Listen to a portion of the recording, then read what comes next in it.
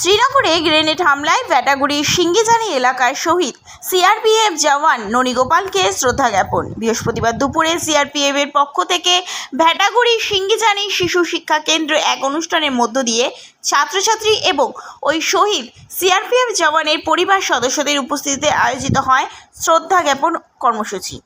উল্লেখ্য, 1991 সালের 1 আগস্ট শ্রীনগরে কর্মরত অবস্থায় গ্রেনেড হামলায় শহীদ হন দিনহাটা ভ্যাটাগুড়ির যুবক তথা সিআরপিএফ জওয়ান ননীগোপাল রায়।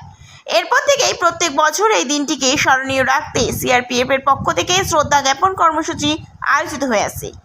এদিন ওই এলাকায় শ্রদ্ধা জ্ঞাপন অনুষ্ঠানে সেখানে ছাত্রছাত্রীদের পাশাপাশি শহীদ জওয়ানের পরিবার সদস্যরা এবং স্থানীয় জনপ্রতিনিধি থেকে শুরু করে এলাকাবাসী ও সিআরপিএফ আধিকারিকরা ননীগোপাল রায়ের প্রতিকৃতিতে মাল্যদানের মধ্য দিয়ে তার শ্রদ্ধা জ্ঞাপন করে।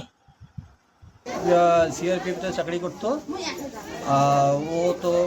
ও 1986 সনে সিআরপিএফতে জয়েন করে এবং 91-তে ও শ্রীনগরে পোস্টিং হয়।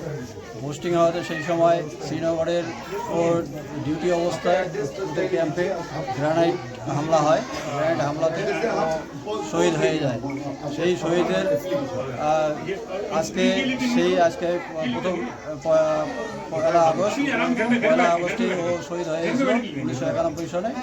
তার জন্য শিলিগুড়ি সিআরপিএফ ক্যাম্প থেকে স্যারেরা আসছে ডিপার্টমেন্ট থেকে, তাতে আসে শহীদ দিবস পালন করলো। তাতে আমি আমার তরফ থেকে আমি খুবই ধন্যবাদ জানাই ওদেরকে, আমার দাদার স্মৃতি রক্ষার জন্য।